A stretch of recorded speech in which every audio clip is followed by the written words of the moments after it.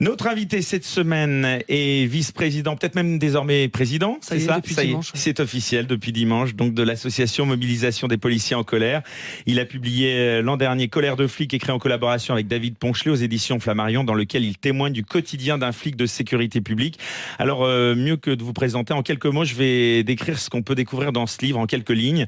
Je vous cite: je m'appelle Guillaume Lebeau, j'ai 32 ans. Dans ce livre, j'ai décidé de rompre la loi du silence pour raconter sans phare mon quotidien à la brigade anticriminalité de Gennevilliers, un quotidien semblable à celui des 144 000 policiers de France. Je suis un policier en colère, membre fondateur d'un mouvement spontané qui, depuis 2016, a ému la France entière, prenant de court la hiérarchie, les politiques et les syndicats. Bavures, accusations de racisme, contrôle aux faciès, PV au rendement, vie quotidienne dans les banlieues délaissées, tensions sociales, rapport avec les jeunes des cités, dévalorisation du métier. Les flics n'en peuvent plus d'être pris pour cible, stigmatisés, blessés, déconsidérés, pressurisés. Nous sommes essorés. Ras-le-bol, ce témoignage de flics de banlieue, je le dédie à tous mes collègues, ceux qui, comme moi, ne veulent pas renoncer à exercer leur mission de gardien de la paix.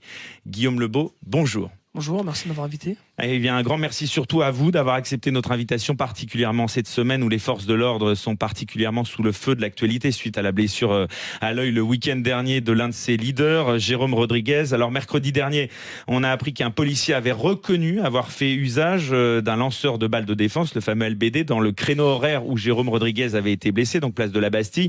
Une information qui figure dans un rapport transmis mercredi à l'IGPN, la police des polices, selon le Parisien. Alors, les LBD sont pointés du doigt depuis plusieurs semaines. Cette émission, pour être tout à fait honnête avec nos auditeurs, est enregistrée juste avant que le Conseil d'État ne se prononce justement sur l'utilisation de ces lanceurs de balles de défense. Tout d'abord, j'aimerais avoir une première réaction suite à ce qui s'est passé la semaine dernière. Vous étiez évidemment spectateur privilégié, je suppose. Vous en avez parlé avec vos collègues. Oui, tout à fait. Quel est votre point de vue ? On a suivi l'actualité sur les réseaux sociaux, on a vu les vidéos comme tout le monde. Et bien sûr, en tant que policier, on trouve ça vraiment triste et dommage qu'un citoyen lambda qui porte des convictions et qui veut défendre son pays et l'opinion de ses camarades, qui perde un œil sur une manifestation. On trouve ça tout à fait dommage et on lui adresse toutes nos amitiés parce que franchement, c'est un citoyen comme nous tous. Et nous, si on est là aujourd'hui, si on est entendu aussi en tant que policier, il ne faut pas oublier aussi que c'est grâce aux Gilets jaunes. Ils ont aussi réveillé les personnes qui étaient un peu endormies ces dernières années en France.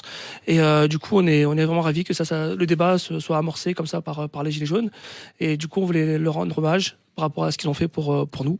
Et ensuite, pour revenir à sa blessure, effectivement, on a vu simultanément sur la vidéo un tir de le lanceur de balles de défense et en même temps un tir de DMP, les grenades des désencerclements. Donc pour l'instant, la thèse, il y a une enquête qui est en cours. Voilà, la thèse privilégiée pour l'instant semblerait être celle de la grenade de désencerclement.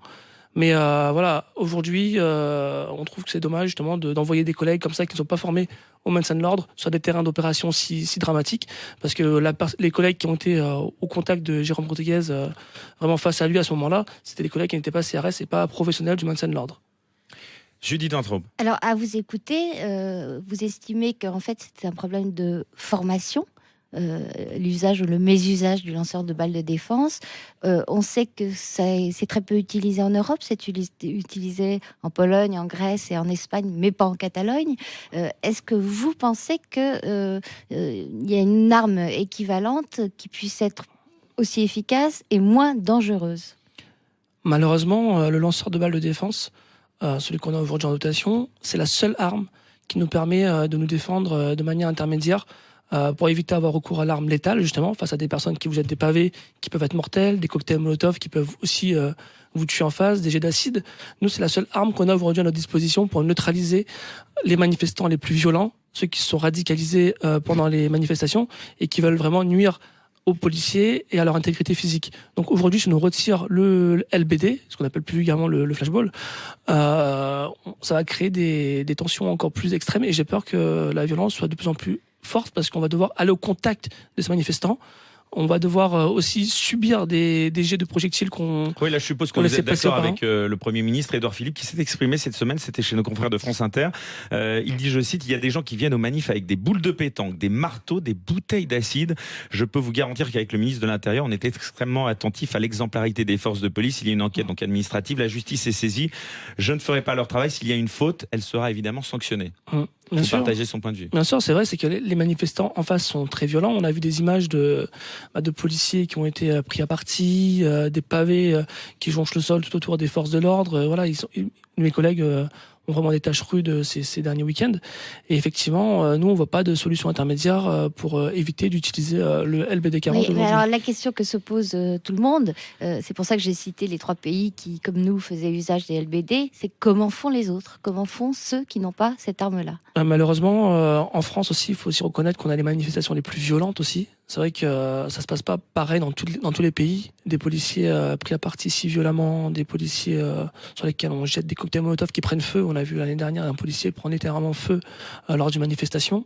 Malheureusement, nous, aujourd'hui, on retire ça. Faut pas oublier aussi qu'un jet de cocktail Molotov, et je le répète assez régulièrement, ça peut légitimer un tir avec l'arme létale.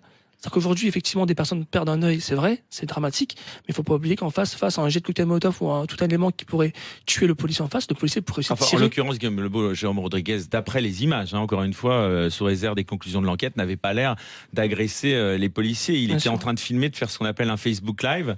Et là, subitement, vous pensez qu'il y a des ordres aussi qui sont donnés, que ce sont des actions spontanées, délibérées des policiers? En fait, il peut y avoir des ordres qui sont donnés aux policiers, non pas d'utiliser le LBD 40 ou de faire un usage disproportionné de la force, mais d'évacuer une place, d'évacuer un endroit précis sur un lieu de manifestation sur lequel les manifestants n'ont plus lieu d'être, parce qu'ici sortent de l'itinéraire prévu et confirmé en préfecture, on sort du cadre de la manifestation, on devient un attroupement.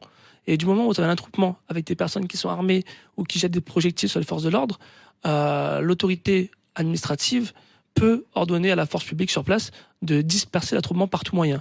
Donc, si on demande à ses collègues de disperser la place, donc des collègues, la première arme qu'ils ont sous la main pour nettoyer une place, c'est la grenade de décerclement qu'ils ont envoyée pour faire partir toutes les personnes qui étaient présentes sur cette place publique. Arthur de Vatrigan. Xavier Lemoine, le maire de Montfermeil, parce que dans votre livre, vous parlez notamment des émeutes de 2005. Donc lui, il était concerné en 2005, il était au cœur de l'action. Dans une interview au Figaro, explique que la police a moins réprimé en banlieue en 2005 qu'aujourd'hui avec les Gilets jaunes. Et il explique notamment on n'a pas vu de charge de CRS ni de policiers à cheval. On pourrait même ajouter pas de blindés non plus en 2005. Il explique que c'est pas forcément la faute des policiers, mais c'est la faute de l'autorité, et notamment ce principe qui est pas de faire du maintien de l'ordre, mais de faire de la répression, et notamment ce qu'on voit dans ces manifs, c'est l'espèce de système de NAS où on enferme tout le monde et on ne peut plus distinguer qui sont les casseurs, qui sont les violents, qui sont les pacifiques. Qu'est-ce que vous en pensez ? Les manifestations de 2005-2006 dans les banlieues, je les ai connues aussi, parce que je travaille dans une banlieue difficile où il y a effectivement beaucoup d'attaques envers les forces de l'ordre, à Gennevilliers, effectivement. Mais c'était pas comparable à ce qu'on a vu sur les manifestations de Gilets jaunes. Là, franchement, un cap a été franchi entre les manifestations de banlieue et celles des Gilets jaunes. Moi, ce que je vois sur les images à Paris, ça a été plus violent que ce que mes collègues ont vu dans les cités en 2005-2006. Donc je pense qu'avec des situations aussi exceptionnelles, l'État a pris aussi des dispositions plus radicales, plus fortes, et on a dû nettoyer avec plus de force la place publique. Mais ce que s'explique Xavier Lemoine, c'est que ça a été plus violent à Paris, en effet, parce que les policiers ont été au contact, ce qu'ils ne font pas forcément dans les banlieues pour différentes raisons, et que c'est cette volonté. Alors lui, il le dit que il pense que ça vient du pouvoir, que ça vient soit de votre hiérarchie, soit du ministère de l'Intérieur, qui explique cette volonté d'aller au contact, de faire de la répression et pas de maintenir l'ordre, comme on a pu le voir dans différents documentaires ou reportages dans les émeutes de 2005, on essayait de maintenir à distance et on n'allait pas au contact. Effectivement, mais je comprends ce qu'il veut dire, mais par contre, il faut aussi rappeler que dans les banlieues, en fait, on a beaucoup de gens qui vivent, et des gens qui vivent paisiblement et qui ne dérangent personne. C'est-à-dire que dans les banlieues, même difficiles, il n'y a pas 10 000 personnes qui s'en prennent aux forces de l'ordre. Hein. Souvent, pas dans les manifs de Gilets jaunes non plus. Sur les manifestations de banlieue et les émeutes qu'on a eues en 2006 et les années suivantes, on va dire qu'on avait affaire à des groupes vraiment ciblés. On avait une dizaine de personnes dans chaque banlieue, par petits groupes, qui affrontaient les forces de l'ordre. Là, le problème qu'on a aujourd'hui, c'est que ces personnes se sont mêlées à la masse, à la foule, et au final, les policiers ont de plus en plus de mal à faire le distinguo entre les bons et les mauvais, parce qu'à la base, on avait des bons gilets jaunes et des mauvais casseurs, mais à la fin, on a même vu que des gilets jaunes qui étaient finalement, au départ, bons, se sont aussi radicalisés, en fait, au contact des casseurs. Du coup, en face de mes collègues, on a eu des dizaines de milliers de personnes sur les manifestations, et effectivement, le topo est totalement différent et difficilement comparable. Oui, l'une des interrogations, me semble-t-il, aussi du public, c'est... alors, évidemment, les gilets jaunes qui deviennent des casseurs de facto, soit par un effet d'entraînement de foule qu'on connaît bien, soit parce qu'il y avait des dispositions à la violence, c'est impossible de les repérer avant, de les empêcher de nuire. Mais quand on a vu, comme la semaine dernière, boulevard Diderot, des bandes identifiées comme bandes d'extrême droite et d'extrême gauche se foutent sur la gueule entre eux, excusez-moi de la familiarité de l'expression, parce que c'est ça qui s'est passé et c'est ça qui a ensuite déclenché les violences. La question qui vient évidemment à l'esprit, c'est comment ces gens-là ne sont pas repérés en amont. Mais ça, on va peut-être parler de la loi anti-casseurs et de son utilité dans ce domaine-là. Comment on fait pour laisser arriver à ce genre de manifestation des individus identifiés comme dangereux et comme violents? Le gros problème qu'on a eu sur ces manifestations de Gilets jaunes, c'est que l'ensemble des manifestants et des casseurs ne venaient pas du même endroit et n'étaient pas forcément amis à la base. Et les manifestations aussi étaient éparpillées sur Paris. Il n'y avait pas un point de rassemblement, mais des dizaines de points de rassemblement. Donc du coup, pour les forces de l'ordre, c'était impossible de filtrer en amont les arrivées et de savoir qui allait vraiment arriver sur les lieux et de procéder au contrôle d'identité sur une place bien précise, vu que ça arrivait de partout en même temps et on avait des points un peu partout sur la capitale. Du coup, je pense que c'est pour ça que les policiers ont eu du mal à cerner les casseurs. Et manifestement, le problème aussi aujourd'hui, c'est qu'il n'y a toujours pas de loi qui permet d'interdire aux casseurs de venir sur les manifestations.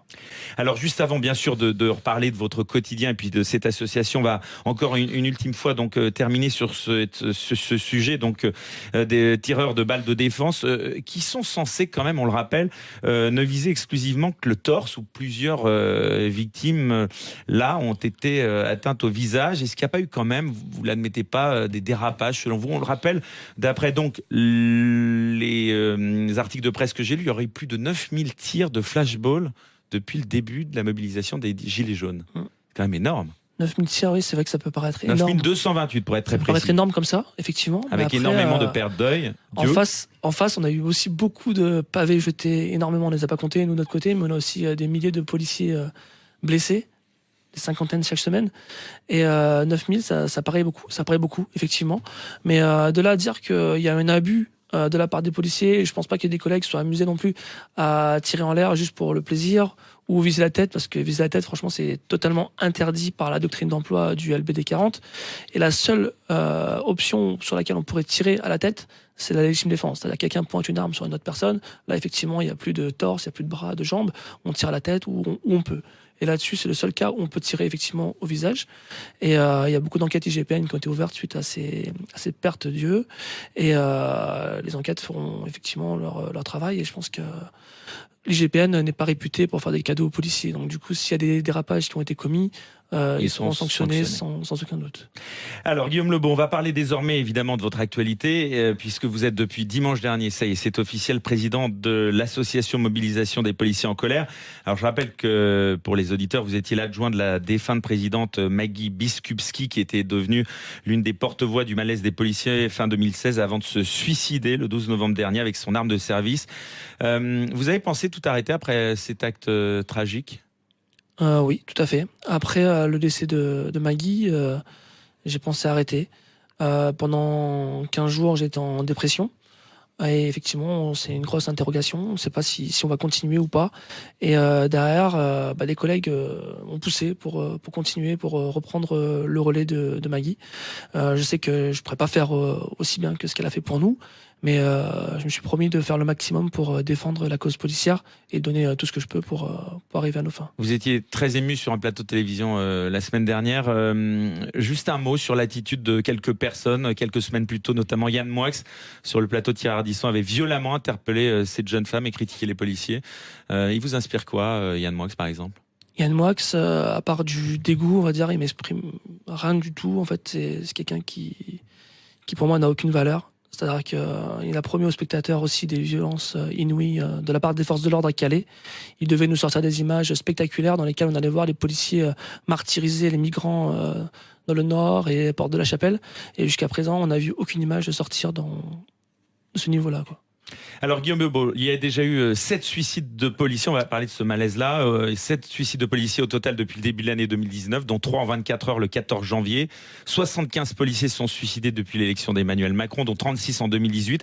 Mais on n'en parle pas. Alors l'un de vos confrères, Alexandre Langlois, policier et secrétaire général du syndicat Vigie CGT Police, dénonce lui aussi vivement la gestion du maintien de l'ordre par le gouvernement dans le cadre du mouvement des Gilets jaunes. On va l'écouter, il emploie des mots particulièrement graves et on vous fait réagir juste après. Quand un policier rentre dans la police nationale, il a beaucoup plus de chances, à l'heure actuelle quasiment 10 fois plus de chances de mourir de sa propre main que par un criminel. C'est-à-dire que l'institution a su nous protéger des criminels et des délinquants, mais pas d'elle-même. Donc c'est quand même catastrophique. Par exemple à France Télécom ou à Renault, quand il y a eu une vague de suicides, toute la direction a sauté. Il y a eu des enquêtes externes. Chez nous, c'est des enquêtes internes, donc l'IGPN, notamment l'Inspection Générale de la Police Nationale qui vient vérifier. En général, les conclusions de l'enquête sur le collègue qui s'est suicidé sont déjà rendues avant l'enquête en disant problème personnel. Donc au passage, l'Inspection Générale de la Police Nationale est contraire au droit européen. Donc dans le code éthique de police nationale qui devrait être normalement appliqué en France depuis 2014, vu que nous avons eu un nouveau code de déontologie, dit que la police n'a pas le droit d'enquêter sur elle-même.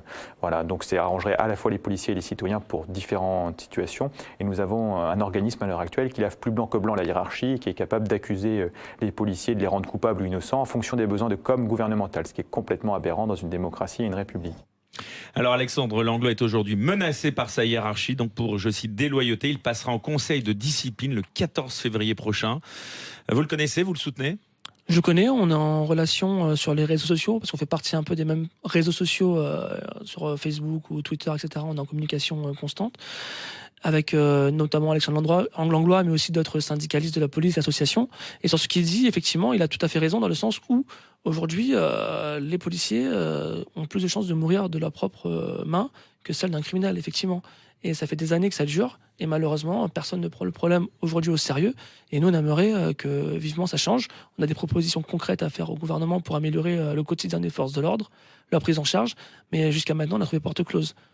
Judith Vintraube. Oui, ce qui interpelle dans le témoignage que vous venez de diffuser, c'est les lourdes accusations sur l'IGPN, l'Inspection Générale de la Police Nationale, qui est donc un service interne, comme son nom l'indique, qui a des équivalents dans beaucoup de ministères importants comme l'IGAS, l'Inspection Générale des Affaires Sanitaires. Ce que je voudrais dire, c'est que on peut mettre en doute les conclusions de l'IGPN, encore que, comme monsieur, je me rappelle de cas où des policiers ont été extrêmement lourdement sanctionnés. Mais de toute façon, une enquête interne de l'IGPN n'est pas exclusive d'une enquête judiciaire. C'est-à-dire que si un proche, par exemple, de quelqu'un qui se suicide, considère que l'institution est responsable de ce suicide, elle peut tout à fait saisir et porter plainte. Arthur ? Et justement, pour continuer ce que vous dites, vous parlez dans votre livre beaucoup de l'affaire Théo, vous en avez reparlé récemment parce que c'est l'actualité, donc on va pas en reparler, on va pas refaire l'histoire, mais aujourd'hui il y a 1 ou 2 policiers qui ont été suspendus, et d'après ce que j'ai compris, la justice a dit qu'ils n'étaient pas responsables, et pourtant encore aujourd'hui ils sont suspendus. Et un policier suspendu, c'est pas qu'il n'a pas le droit de faire son travail, c'est qu'il a soit une division très importante de son salaire, soit pas de salaire du tout. Est-ce que vous pouvez nous en dire plus aujourd'hui sur ça ? Exactement, sur l'affaire Théo, en fait, ce qui est malheureux, c'est qu'au départ, tout le monde était parti sur un viol en réunion par des fonctionnaires de police extrêmement agressifs qui auraient attrapé un jeune parce qu'il était noir dans une cité sensible, pour le traîner dans un coin, baisser son pantalon et le violer avec une matraque télescopique. Au fur et à mesure du temps qui passait et l'information de l'enquête, on découvre sur les vidéos de surveillance que la version de Théo ne tient pas la route, et lui-même est revenu à multiples reprises sur ses propres déclarations. Et sauf erreur, pardon, je vous interromps, François Hollande, président de la République, était allé à son chevet. Oui, avant même de connaître l'étendue exacte. Ça vous avait choqué, ça ? Bien sûr, ça a choqué l'ensemble des policiers de France, et toute la police a pris ça comme une trahison. C'est-à-dire que les propos, nous-mêmes, on était choqués, en fait, on comprenait pas, et aucun collègue ne voulait croire en fait cette thèse où des collègues auraient violé un jeune homme dans une cité, etc. Et qu'on a vu François Hollande aller au chevet de Théo, en fait, pour nous, c'était un coup de couteau dans le dos, tout simplement, parce que derrière, toutes les institutions finalement étaient un peu obligées d'aller dans son sens. Et les collègues ont été suspendus, donc d'entrée de jeu après cette affaire. Et plus l'enquête avance, plus on voit que ce qu'il a dit n'est pas vrai.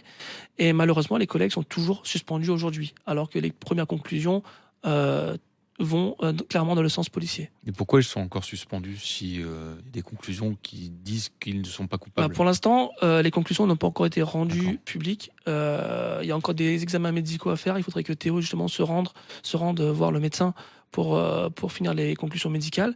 Et après, seulement la justice pourra se prononcer sur les faits. Mais pendant ce temps-là, pendant tout le temps de l'enquête, ça fait 2 ans aujourd'hui, où mes collègues sont suspendus et ont vu leur salaire nettement diminuer, voire presque plus de salaire. Et comment expliquez-vous le traitement le différence de traitement justement entre l'affaire Théo et l'affaire des Gilets jaunes? Ce que vous disiez, c'est que François Hollande était allé au chevet de Théo, même Emmanuel Macron a fait des mots, on a vu des unes de Libé, plein de gens qui disaient violence policière. Là, sur les Gilets jaunes, c'est pas du tout le cas. Même si dans votre livre vous dénoncez, vous plaignez que et aussi bien la casse politique que médiatique est toujours contre la police. Aujourd'hui, c'est l'inverse. Comment vous expliquez ce changement? C'est quand même la France Insoumise qui demande la démission de Castaner par la bouche de Jean-Luc Mélenchon. Oui, mais la France Insoumise est toujours contre le pouvoir. Par la bouche de Jean-Luc Mélenchon. Mais en tout cas, les médias sont plutôt favorables, font un traitement qui n'est pas négatif de la police. Vous avez un président et ministre de l'Intérieur qui vous soutient officiellement. Beaucoup de représentants de partis vous soutiennent. Et alors que Théo, c'était complètement l'inverse. Pour Théo, le gros problème qu'on a eu, c'est aussi on s'est tout de suite basé sur la déclaration d'une personne. Sans même attendre les images de vidéosurveillance, la déclaration des policiers. On a tout de suite accusé la police avant même de savoir ce qui s'était passé. Là, l'avantage avec l'affaire des Gilets jaunes, c'est que tout est filmé. Tout est en live sur Facebook, tout est en live sur les réseaux sociaux, Twitter, etc. Ça, c'est la nouveauté. Et les médias aussi sont H24 sur le terrain. Et ils voient la réalité des violences et ils voient de part et d'autre les échanges de projectiles et de répliques de flashball quand c'est avéré ou pas. Ils le voient et ils peuvent immédiatement les dénoncer. Et pour l'instant, il n'y a pas eu de policiers clairement mis en examen dans une affaire parce que il n'y a aucune scène qui a été clairement prouvée jusqu'à aujourd'hui. Alors la transition justement, vous me tendez la perche Arthur, puisqu'on parlait de François Hollande, donc ça m'amène à parler aujourd'hui d'Emmanuel Macron. Récemment, c'était suite à un discours du président de la République en décembre dernier, vous aviez tweeté, on va parler donc de votre quotidien, pas un seul mot pour les forces de l'ordre, ni pour les policiers, ni pour les gendarmes, plus de 20 millions d'heures sup non payées chez nous, une prime de 90 centimes par heure de nuit et tout ce que nous dénonçons depuis 2 ans. Depuis 2016, rien ne s'est amélioré dans vos conditions de travail, c'est ce que vous dites en résumé. Une première question un peu brute, combien est-ce que vous gagnez, Guillaume Lebeau? Est-ce que vous pouvez nous le dire? Quel est le salaire moyen d'un policier? Le salaire moyen d'un policier, c'est environ 1 800 €. Il faut savoir aussi qu'on a des policiers qui font les mêmes tâches que nous, mais qui ne sont pas fonctionnaires, ils sont adjoints de sécurité, et cela touche environ 1 300 € par mois. Et moi, personnellement, vu que j'ai passé un examen pour devenir un brigadier de police, je suis à 2 300 €. D'accord, mais on peut toucher aujourd'hui 1 300 € pour risquer sa vie. Tout à fait. Aujourd'hui, mes collègues agents de sécurité touchent 1 300 € et mettent leur vie en danger chaque jour pour les citoyens français. Vous vous sentez totalement dévalorisé?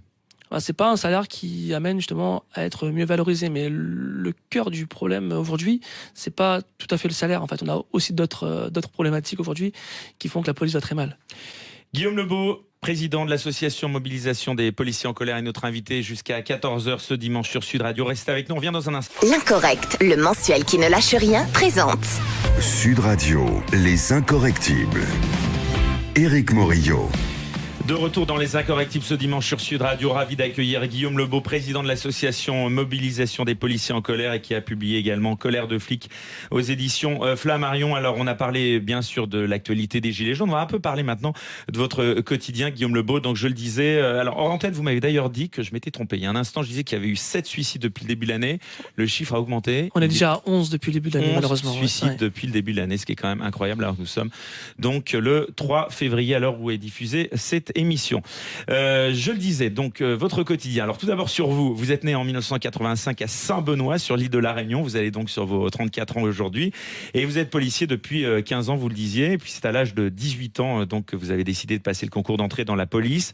Aujourd'hui avec votre diplôme, donc vous avez donc opté pour la BAC, la brigade anticriminalité, et vous voilà donc débarqué à Gennevilliers dans les Hauts-de-Seine, donc vous exercez votre métier.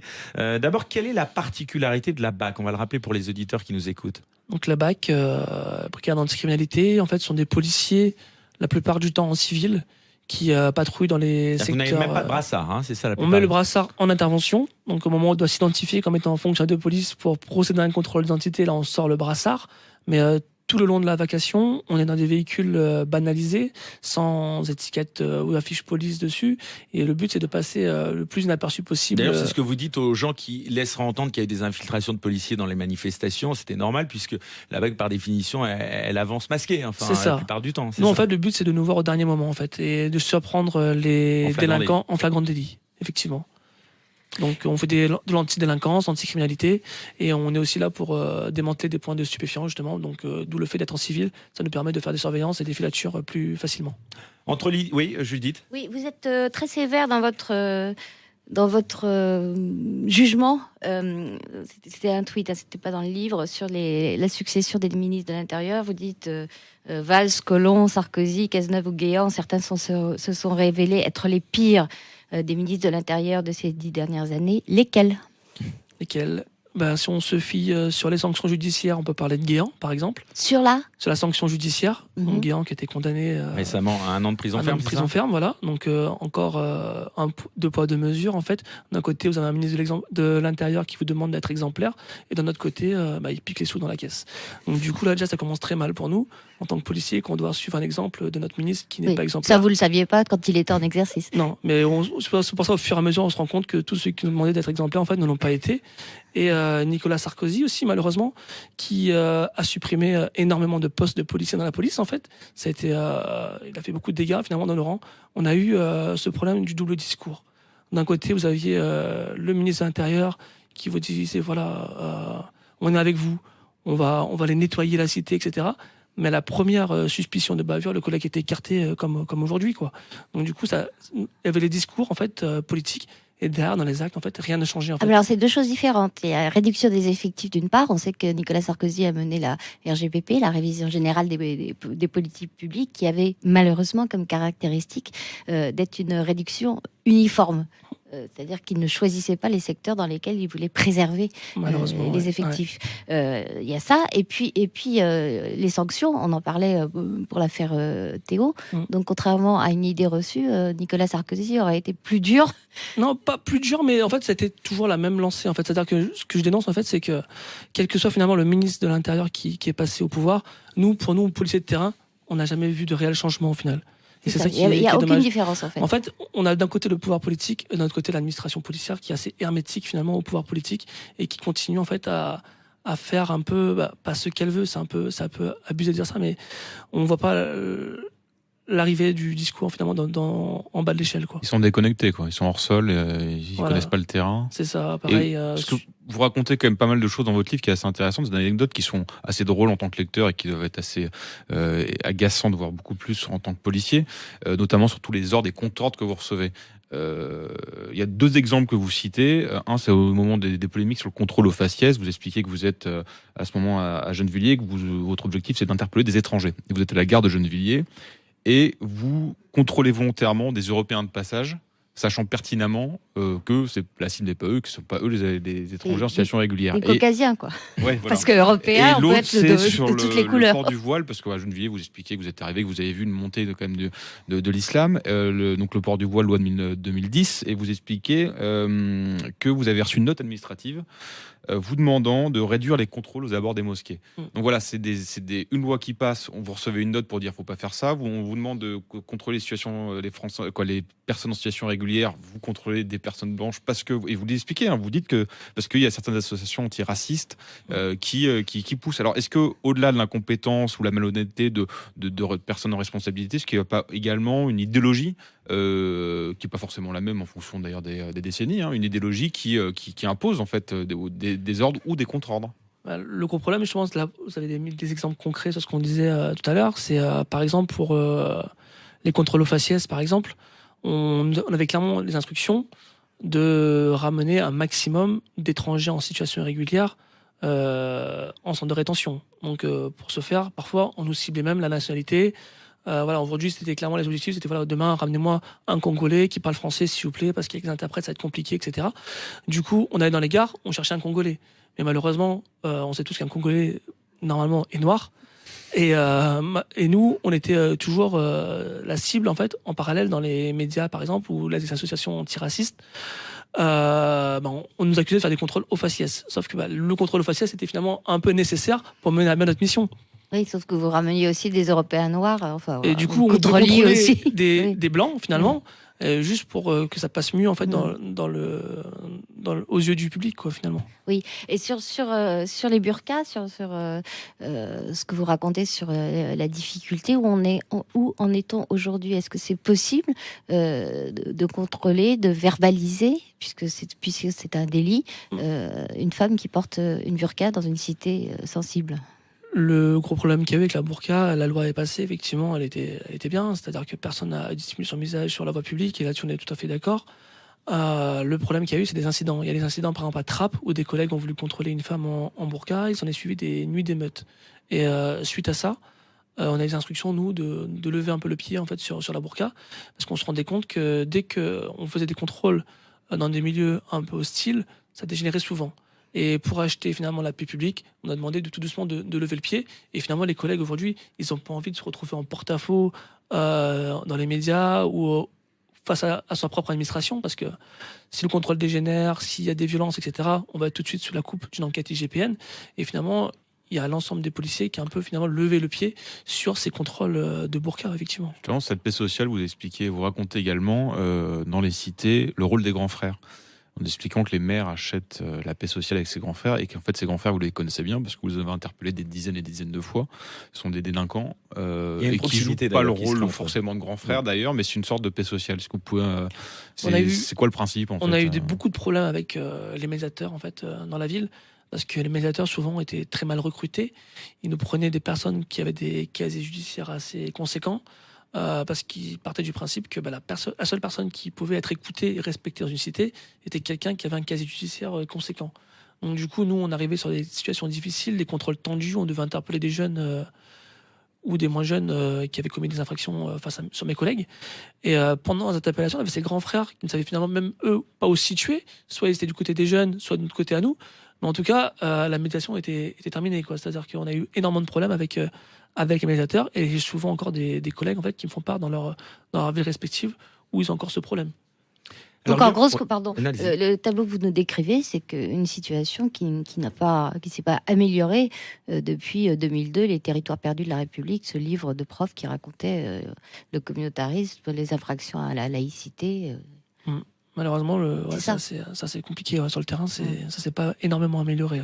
À Gennevilliers, ils ont fait un effort, et justement, j'ai eu l'occasion de rencontrer le maire et les médiateurs suite à mon livre, et ils m'ont assuré avoir fait un effort sur le recrutement et d'avoir ciblé justement mieux leur recrutement. Voilà, alors ce livre, justement, je le rappelle donc que vous êtes donc président de l'association Mobilisation des policiers en colère, mais aussi donc à l'origine de ce livre donc paru aux éditions Flammarion, donc Colère de flics. Un mot donc sur ce livre. Les policiers normalement sont soumis à un devoir de réserve. D'ailleurs, on est vraiment très content de vous avoir avec vous, parce qu'on n'en a pas beaucoup souvent des policiers qui acceptent de venir comme ça dans les médias. Pourquoi avoir quand même pris le risque d'écrire ce livre, puisque, expliquez-nous un peu les retombées. Est-ce que vous avez reçu des sanctions de la part de votre hiérarchie, des menaces? Vous aviez même été convoqué, je crois, vous aussi. Pour l'instant, je suis à 3 convocations à l'IGPN par rapport aux sorties médiatiques. Et... Vous êtes un mouvement apolitique, on l'appelle, Mobilisation des policiers en colère. On a un mouvement apolitique, c'est-à-dire qu'on ne dépend d'aucun parti politique et d'aucun syndicat de police. Parce qu'on ne se reconnaît pas dans ce qui était proposé par nos syndicats et les politiciens à ce moment-là. Donc racontez-nous ces auditions. Le problème qu'on a eu justement pour le devoir de réserve, c'est qu'à un moment donné, on a dû le briser. C'est-à-dire qu'on faisait des manifestations nocturnes en 2016, et comme souvent, dès qu'il y a des manifestants qui commencent à sortir, la première réponse qu'on a eue politique à ce moment-là, c'est ça c'est des envoyés de l'extrême droite, ils sont pas policiers, en fait ils sont juste là pour casser. C'est vrai que c'était le discours à l'époque. C'est ça, parce qu'on trouvait quelqu'un dans la manifestation effectivement qui appartenait à l'extrême droite, mais qui n'était même pas policier, et qui prenait la parole sur les manifestations. Donc du coup ils ont essayé de discréditer le mouvement en disant qu'on appartenait à l'extrême droite. Et du coup moi ce que j'ai fait, c'est que je me suis dit il y a malheureusement un risque à prendre à ce moment-là, c'est qu'il faut montrer aux Français que dans ces manifestations-là, il y a des vrais policiers. Donc avec un collègue, on a décidé de retirer les cagoules et les foulards qui dissimulent nos visages à ce moment-là. Et on a dit enquêtez sur nous, vous allez voir, on n'est pas des envoyés de l'extrême droite ou de l'extrême gauche, on n'est pas là pour casser, on est vraiment des policiers, on a des gros problèmes, on a beaucoup de collègues qui se suicident chaque année. Et entendez-nous, et voyez qu'on est des hommes et des femmes normaux, finalement. Lors de cet entretien, je vous cite, vous avez expliqué que vous vous considériez non pas comme un rebelle, mais comme un lanceur d'alerte, c'est ça? C'est ça, c'est que l'IGPN, du coup, n'a pas apprécié les sorties médiatiques, parce qu'on est soumis à un devoir de réserve, on n'a pas le droit de parler. Les seuls qui ont le droit de parler aujourd'hui dans les médias sont les délégués syndicaux munis d'un pouvoir syndical, et nous, c'est pas notre cas. On est une association totalement en dehors de ce... D'un point de vue disciplinaire, vous en êtes où? Vous attendez une décision de l'IGPN? J'ai eu 2 auditions IGPN qui ont été classées sans suite, pour l'instant, par rapport au manquement au devoir de réserve, et une 3e audition qui est en attente depuis 1 an et demi. Vous êtes assez critique justement avec les syndicats dans votre livre. Vous expliquez notamment qu'ils sont aussi déconnectés qu'en fait votre hiérarchie ou même les politiques, et notamment parce qu'ils ont intérêt, parce qu'ils gagnent des galons et des primes. Et là aujourd'hui, vous êtes très attaqué par des syndicats, en tout cas certains syndicats. Oui. C'est quoi le problème? Le problème, c'est que j'ai l'impression qu'on les dérange. C'est-à-dire que le week-end dernier, on fait des sorties sur les réseaux sociaux, des sorties médiatiques. Les syndicats voient que notre parole est de plus en plus écoutée, qu'on est pris en considération. Vous êtes de plus en plus nombreux, hein. Vous êtes combien dans l'association? Là, aujourd'hui, par exemple, sur les réseaux sociaux, on est plus suivi que le syndicat majoritaire de la police. Du coup, ils voient que, qu'on est en train de prendre de l'ampleur, et notre mouvement leur fait peur. On a été écouté comme vous rappelez tout à l'heure, chez Cyril Hanouna, et on a un rendez-vous qui est prévu avec le gouvernement ou au moins l'Assemblée nationale pour parler des difficultés de la police. Et suite à ce passage justement sur Cyril Hanouna, j'ai eu des attaques très très pointues des syndicats en fait qui m'ont dit sur les réseaux sociaux disant que je suis un imposteur, je représente personne, je suis qu'un simple policier finalement, et que ma parole n'a pas lieu d'être et qu'on n'a pas à m'écouter en fait parce qu'aujourd'hui selon eux en fait les organisations syndicales ont été piétinées et que c'est une honte d'avoir quelqu'un comme moi qui représente la police à leurs yeux. Donc c'est toujours un double discours, un peu comme en politique finalement, parce qu'il y a encore, en fin d'année dernière, le syndicat numéro 1, une TSGP, et leur porte-parole m'avait appelé à les rejoindre publiquement sur une chaîne publique, c'était sur... je sais plus quelle chaîne, c'est BFM Télé je crois, ils m'avaient appelé à les rejoindre, et j'ai appelé pendant 1 semaine, 10 jours, 15 jours, et il m'a jamais répondu. Donc du coup, aujourd'hui ils nous piétinent, ils nous écrasent, ils essayent de nous faire taire, mais nous on s'est décidé de rien lâcher quoi. Et vous ne vous taisez pas, on le voit. Merci beaucoup Guillaume Lebeau, en tout cas d'être avec nous sur Sud Radio. On est ensemble encore un petit quart d'heure. Restez avec nous, on revient dans un instant. Merci. L'Incorrect, le mensuel qui ne lâche rien, présente Sud Radio, les Incorrectibles. Éric Morillo.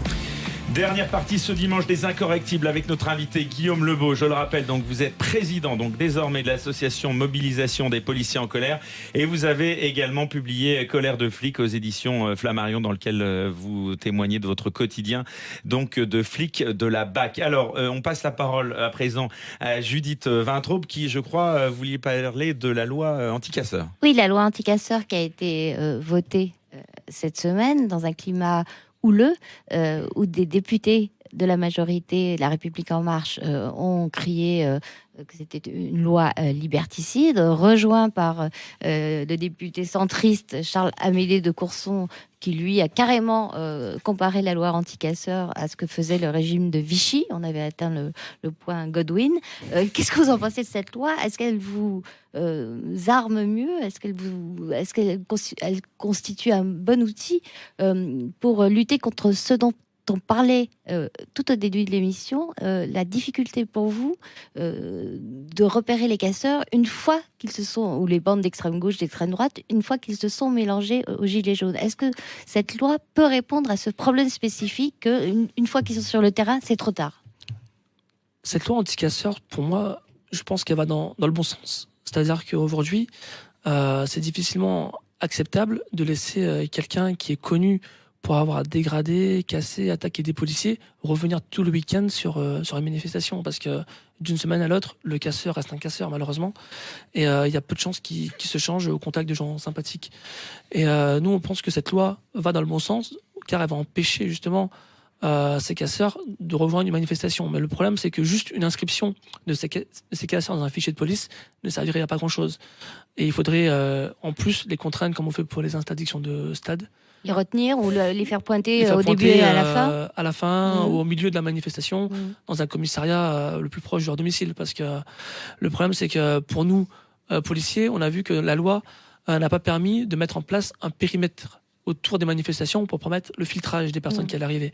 Donc on aura toujours ce problème de personnes qui peuvent arriver de droite, de gauche, par les transports en commun et par des rues adjacentes, sans qu'on ait pu vraiment les contrôler ou les passer au fichier des personnes recherchées, pour savoir si elles sont interdites ou pas de manifestation. Donc sans contrôle, obligation de contrôle entre guillemets judiciaire au commissariat, avec obligation de pointage, ça me paraît compliqué sur le terrain d'interpeller des personnes qui font partie de ce fichier. Arthur. Dans cette loi, il y a aussi la création d'un, même si c'était atténué, mais d'un délit de dissimulation du visage dans des manifs. Vous, les flics, vous ne pourrez plus manifester ? Nous, malheureusement, on a beaucoup manifesté, effectivement, masqués, cagoulés, mais sur nos dernières manifestations, finalement, les collègues ont pris le parti d'enlever les masques. C'est-à-dire des personnes qui ne peuvent pas, parce que il y en a d'autres, il n'y a pas que le fonctionnaire de police. Je veux dire, pour qui est allé une fois dans une manif au mois de janvier quand il pleut, le cagoule, c'est pas forcément pour attaquer des gens, c'est aussi pour se protéger du froid, pour se protéger du gaz et pour dissimuler son visage parce qu'on ne peut pas, parce qu'on est fonctionnaire ou parce que... Bon, après, voilà, nous, on fait partie d'une profession.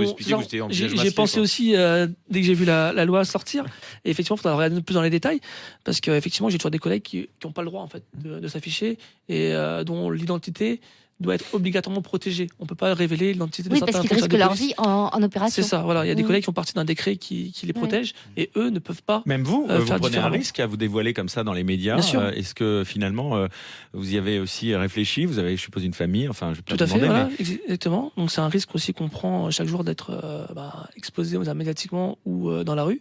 Et malheureusement, on a des collègues qui ont été attaqués à Magnanville parce qu'ils ont été reconnus comme étant fonctionnaires de police. Tués. Voilà, c'est ça. Ils ont été tués par un terroriste à Magnanville parce qu'ils savaient qu'ils étaient fonctionnaires de police.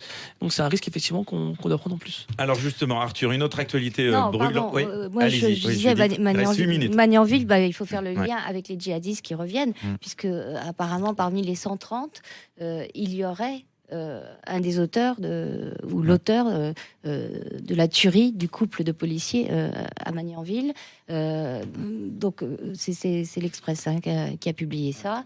Alors Nicole Belloubet, la ministre de la Justice, explique cette décision de faire revenir les gens en disant les Américains partant, les Kurdes n'ont pas les moyens d'assumer convenablement le rendu de la justice, et puis on risque de retrouver ces terroristes dans la nature, ce qui peut s'entendre. Mais elle dit il y a de toute façon 75% d'enfants de moins de 7 ans parmi ces individus, mais il y a aussi des cas très dangereux. Est-ce que vous, de là où vous êtes policier, voir revenir ces gens-là dans ces conditions, vous vous dites c'est mieux qu'effectivement risquer de les laisser dans la nature? On trouve ça très inquiétant en fait, leur retour en France, parce que même s'ils vont être jugés en France, par la suite ils vont être rapatriés en France pour être jugés. Mais quelles sont les preuves qu'on a aujourd'hui nous en France contre ces personnes-là? C'est-à-dire que quand ils ont été capturés sur les théâtres d'opération, il n'y a pas eu d'enquête judiciaire effectuée à ce moment-là. Donc la justice française aujourd'hui, pour les rejuger, aura besoin d'éléments matériels pour pouvoir les déclarer coupables. Et malheureusement, quels sont les éléments matériels qu'on a aujourd'hui, à part le fait qu'ils étaient en Syrie à ce moment-là? Et ça, c'est quelque chose qui m'inquiète énormément, et j'ai peur que ces personnes-là, après le jugement, soient relâchées un peu trop vite dans la nature, et sont toujours d'une extrême dangerosité pour notre pays. Vous avez aussi alors ça a commencé depuis fin 2018, mais tous les détenus condamnés pour terrorisme, qui ont purgé leur peine, qui sortent, c'est d'après, je crois que c'était BFM qui avait sorti ça cet été, c'était environ plusieurs centaines, 500, 600 entre l'été et début 2019. Vous avez reçu des consignes, vous avez reçu des alertes, vous avez vu des choses? Non, nous à notre niveau, on n'est pas en relation. Parce que vous l'expliquez dans votre bouquin, vous montrez qu'il y a une montée, il y a une radicalisation de l'islam, des musulmans. Bien sûr, et parfois c'est très inquiétant parce qu'on voit des jeunes qui étaient délinquants de droit commun, en fait, qui sortent de prison, sans même des fois aller en prison, se radicaliser en fait dans la rue au contact de personnes qui viennent prêcher leur mauvaise foi, on va dire. Et ces personnes-là se radicalisent et s'isolent totalement de leurs amis. Et parfois, on les voit complètement disparaître en fait, de nos écrans et revenir quelques années plus tard seulement. On sait que certains sont partis dans les pays étrangers, etc., pour, entre guillemets, combattre. Mais effectivement, nous, on trouve ça très, très inquiétant.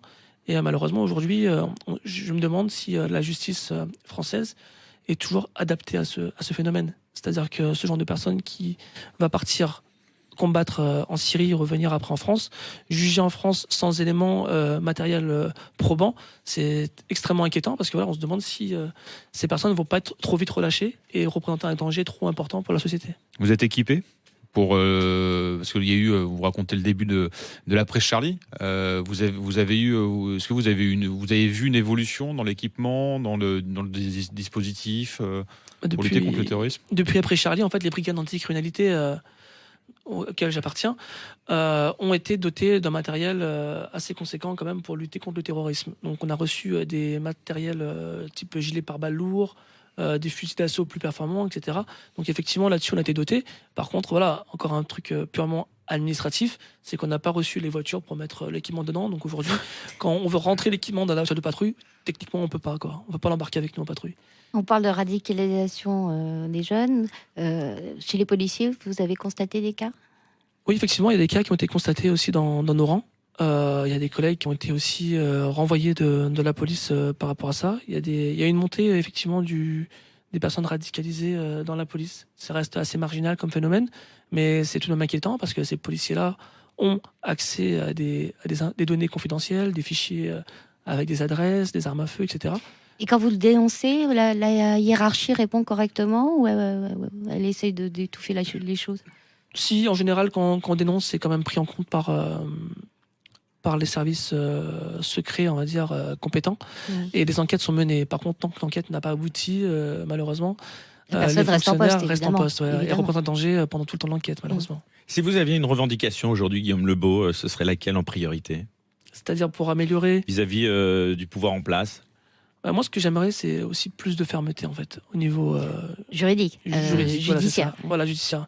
Parce que les lois, c'est bien de les voter, mais si elles ne sont pas appliquées derrière, c'est un gros problème. Et aujourd'hui, on a ce problème de non-application des peines de prison qui est un gros fléau pour nous, policiers, parce que des fois, on ramasse des personnes dans la rue, on les interpelle quasiment tous les jours, et on les voit relâcher, en fait. Ils ont des petites peines, des fois inférieures à 1 an de prison, souvent sans bracelet électronique, des contrôles judiciaires. Mais ça, maintenant, c'est dans la loi.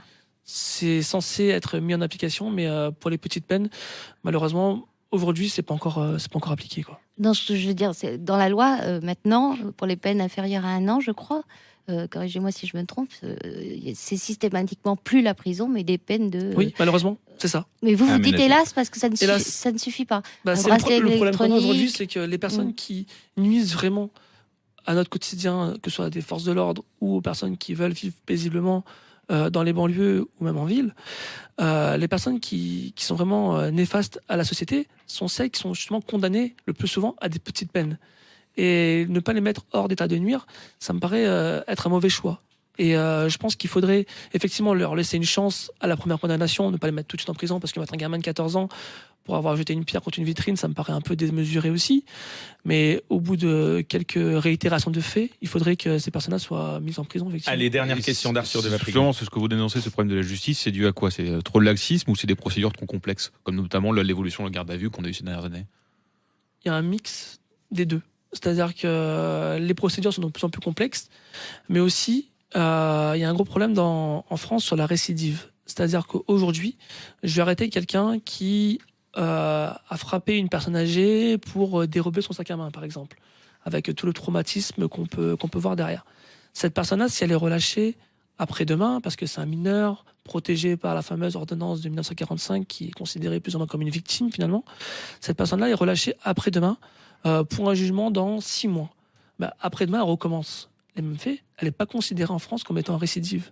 Donc du coup, on ne pourra pas la condamner plus lourdement parce qu'elle n'a toujours pas été jugée la première fois. Et ça, c'est un gros problème qu'on a aujourd'hui, c'est que pour condamner une personne en état de récidive, malheureusement, il faut qu'elle ait déjà été jugée une première fois. Et vous disiez, grosso modo, tous les ministres de l'Intérieur se valent, tous les ministres de la Justice se valent, de ce point de vue-là? Non, heureusement que tous les ministres de la Justice ne se valent pas.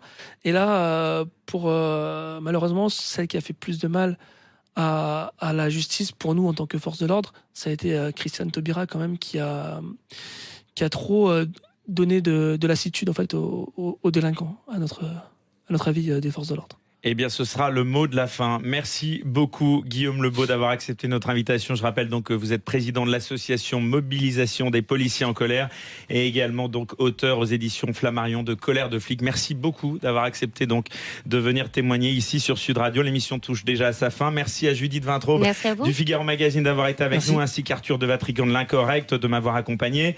Merci au réalisateur Jamel Abdelak ainsi qu'à Céline Delabaume et Marc Ostier qui m'ont aidé à préparer cette émission. Très bonne semaine à tous. À l'écoute de Sud Radio et à dimanche prochain pour un nouveau numéro des Incorrectibles. Bonne semaine. Dimanche, 13h-14h, Sud Radio, les Incorrectibles.